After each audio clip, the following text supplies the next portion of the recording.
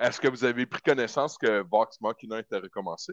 Oui, oui, j'ai pris Moi, connaissance et je l'ai regardé le jour même, mais j'attends que Ah, ce soit tout fini pour en parler parce qu'il se passe trop de trucs, ma vie. c'est fou, là. Il se passe trop de Je ne trucs. savais pas que j'étais aussi content que ça recommence. est-ce que vous pouvez C'est juste me quand parler, j'ai... vous dites, c'est quoi Vox Machina? C'est un ennemi? Ouais. Quoi? Ben oui, mais écoute, on a toutes 24 heures d'une journée, hein? Mais tu connais pas Ben, Vox Machina, on est à veux la Ah non, la le saison nom longue, me dit quoi, mais je sais pas c'est quoi. la longue ou la courte histoire? Fermez une courte histoire, vous dites, c'est quoi? C'est un anime adapté d'un jeu vidéo, c'est ça? Non, c'est des podcasters qui faisaient des jeux de Donjons Donjons et Dragons sur table. OK. Puis ils se filmaient pendant qu'ils incarnaient leur personnage. Ça l'a attiré énormément d'attention. C'était de très bonne qualité, que ce soit le jeu de voix, le jeu d'acteur, le Dungeon Master qui menait la game. Et ça l'a métamorphosé en télésérie, streaming series sur C'est animé, Amazon. Fait qu'il y a eu la saison 1 qui est sortie, la saison 2 qui est sortie, puis après ça, il y a eu un long moment d'attente pour que la saison 3 sorte. Oui. C'est le genre de série qui mérite d'être écoutée. Oui. Le livre Chronicles of Vox Machina, volume 1 et 2 par Boom Studios est incroyablement bon. Ça répond à beaucoup de questions de comment c'était avant. Pourquoi est-ce que lui il est même? Pourquoi est-ce qu'elle est tant comme froide? C'est tout répondu dans cet omnibus-là. Et c'est une série divisive parce que tu as des gens qui ont comme vraiment connu ça sur les ondes du podcast puis qui vont vraiment beaucoup préférer écouter le podcast, écouter les histoires originales, puis il y en a d'autres un peu comme moi qui découvrent Vox Machina après le fait. Fait que moi, le podcast, je m'en fous, là. Je ne me retaperai pas 600 épisodes de Dungeons and Dragons. Je fais juste profiter de la belle expérience de boxe. Mais en fait, c'est ce vraiment qui est bon. bien, c'est que ça change, l'objectif change d'une saison à l'autre. Quoique dans la saison 2 et 3, on est dans le même objectif, mais l'objectif d'introduction de la saison 1, en tout cas, voilà, c'est un des personnages qui cherche à venger la mort de ses parents. Par un couple de vampires qui ont pris le contrôle de sa ville et de son héritage, de son trône, en fait.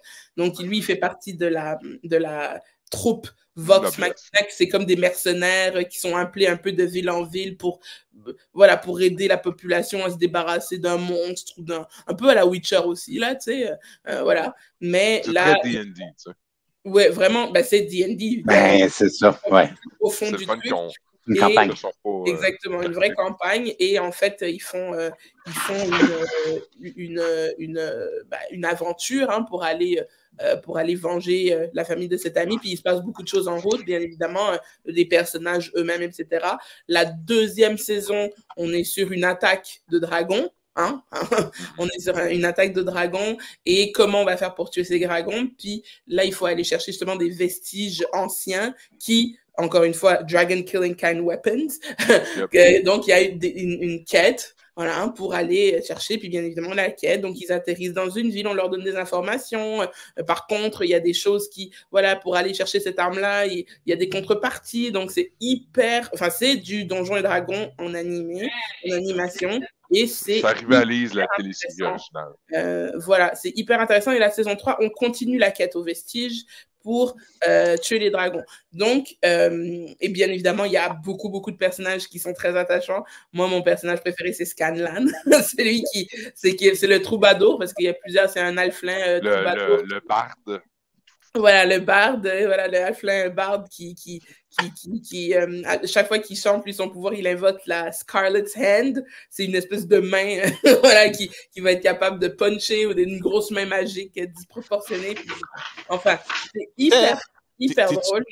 Comme toi, je conseille aux gens de regarder parce que c'est vraiment une série. En plus, mes chanceux, si vous ne l'avez pas vue, vous avez la chance de tout voir pour la première fois. Vous envie, là. Je pense que Vox Machina, c'est une des séries que j'ai re-regardé plusieurs fois. Avez-vous aimé le film de Donjons et Dragons 2? Tu sais, le D&T, ça avait été voté aux Oscars meilleur sci-fi movie, un truc genre. Le dernier Donjons et Dragons, là. Oui, le dernier Donjons et Dragons avec... Fait que toute cette belle ferveur-là, avec toute la mythologie, puis les layers d'histoire, puis les personnages, puis il n'y a personne de pareil, tout le monde est différent. Oui. Il y a beaucoup de... C'est ça, Vox Machina. C'est juste une très grande aventure. Mais Stéphane, on va regarder ça, Steph.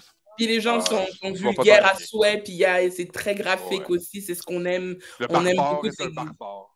Bon, Ah, ouais. hey, on est dans le long, hein? Ah oui. On va te demander les short story ou la long story, puis il a dit la short story. Fait que, si on veut creuser encore plus, là, regarde, moi je joue à Donjon. Ouais. Moi, je joue à Donjon Dragon depuis 1980. J'avais 7 ans, puis j'ai découvert le D&D Rulebook. Puis, regarde, ce que Matthew Mercer est, c'est un voice actor. Il a pris un paquet d'autres voice actors avec qui il a travaillé. Il a dit, on se fait une game de Dungeons and Dragons. C'est un excellent maître de jeu. Il a de l'imagination. Et puis, il est parti avec cette gang-là. Puis, il enregistrait en podcast leur game. Yep. C'est là que ça a commencé. Podcast, mais avec du vidéo éventuellement. Puis tout ça devait sonner comme un audiobook, autrement dit, en podcast. Non, c'est du monde autour d'une table qui sont en train de OK, ben je roule un des 20 puis tac-tac, puis OK, j'attaque. C'était podcast, c'était juste audio ou c'était vidéo? Ben, c'était audio le but au début, puis mais ils ont quand même filmé, puis là, ils ont releasé audio, ça devait sonner, vu qu'ils faisaient leur voix, ça devait sonner. Mais ils sont pas costumés, ils sont pas, tu sais là, puis un peu. Puis, c'est ça, c'est une gang de voice actors. Puis, il y a d'autres acteurs qui sont greffés, qui ont fait des special guests. Oui, c'est vrai. Qui ont amené de la publicité. Puis, tu sais, tu as Felicia Day, Will Wheaton, puis d'autres. Là, Kevin Smith a été guest. Mais, notre ami il a élevé. Henry Cavill aussi, je pense qu'il était. Henry Cavill aussi, je pense que Joe Manganiello qui a fait un paladin. Vous avez vu la vidéo de son montage de table de Donjons et Dragons. Ouais. Il faut absolument... Je vais vous l'envoyer sur le groupe. Là. Tu te décales. Il a dû faire enlever ses fenêtres parce qu'il veut faire une table sur mesure pour Donjons et Dragons. Puis parce que ça passait pas par les cartes de porte. Mais c'est une table d'une merveillosité. Mais je dis un mot qui n'existe même pas. C'est une table qui est absolument extraordinaire. Si je pouvais avoir ça, je joue à Donjons et Dragons. Il y a lui et il y a également John Campia. John Campia, c'est un animateur de show, un peu comme ce qu'on fait, on parle de film. Mais chez eux, il a une table, mais c'est un écran touchscreen virtuel, comme une table. Ouais. Et ils ont des maps qui sont faites en numérique. Et lorsqu'ils jouent leur personnage, ils ont juste appuyé sur l'écran puis ils bougent leurs personnages qui sont faits en relief 3D. C'est hallucinant. Là. Puis tu peux voir tes stats. Puis quand t'as de l'argent, là, c'est ça. Oui. Mais ça se fait très bien. Le software est là. Puis c'est juste une question d'installation. J'ai mon fils, lui, il allait à une game. Puis il y avait un miroir au plafond. Puis un projecteur qui projetait sur la table. Fait que ça marchait aussi bien, là. Fait que, non. Mais donc, Matt Mercer, ce qu'il a fait, il a comme élevé le niveau des games de Dungeons and Dragons. Je veux dire, le premier de qui j'ai entendu parler qui avait sa game de Dungeon, c'est Drizzt. Drizzt, Underworld, puis tout ça, là, c'était une game de Dungeon, ça, là. Puis le gars, Ara Salvatore, il a écrit ses romans, puis ils ont fait des animations, puis ils ont fait d'autres produits, puis d'autres choses. L'autre, c'était Record of Lodoss War aussi. C'était une game de D&D qui se faisait dans un sol. Puis ça a fait des séries animées, des spin-offs, puis un paquet d'affaires. Fait que, oui, dans la communauté, Matt Mercer est vu comme un peu un promoteur, mais aussi un peu comme un sham parce que c'est pas une vraie game de Dungeon. C'est une gang de voice actors qui voice act leur personnage. Mais c'est OK.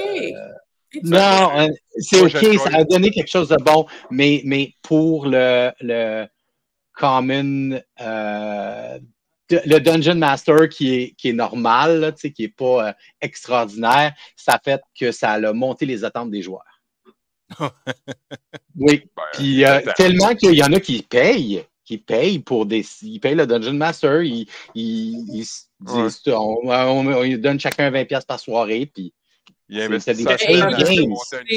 maître de jeu, c'est extrêmement. Je veux dire, moi, mon maître de jeu, en tout cas, Renaud, très gros shout-out, il met beaucoup d'efforts pour qu'on se vive un super jeu. Lui, il a décidé il fait pas un touchscreen, sauf qu'il projette sur la télévision depuis son ordinateur la map du jeu qu'il a créé avec des images d'intelligence artificielle. Donc, c'est vraiment super. C'est un gros travail qu'il fait. Ah, c'est long. Je vais vous donner... J'essaie, Steph, laisse-moi juste finir une chose. On parle de chacun de personnes qu'on connaît quelqu'un par rapport à du D&D. Moi, je connais le propriétaire du Dragon Rouge, l'auberge Dragon Rouge. Oui. Et de temps en temps, lui, il a sa gang d'amis où est-ce qu'ils sont des fervents joueurs de D&D. Et des fois, ils jouent dans l'auberge du Dragon Rouge. Ah ouais. Ça vous donne une idée de l'ambiance que ça peut être côté festif avec la bouffe et tout? Ce matin. On devrait aller faire un podcast live là-bas puis rater des films médiévaux.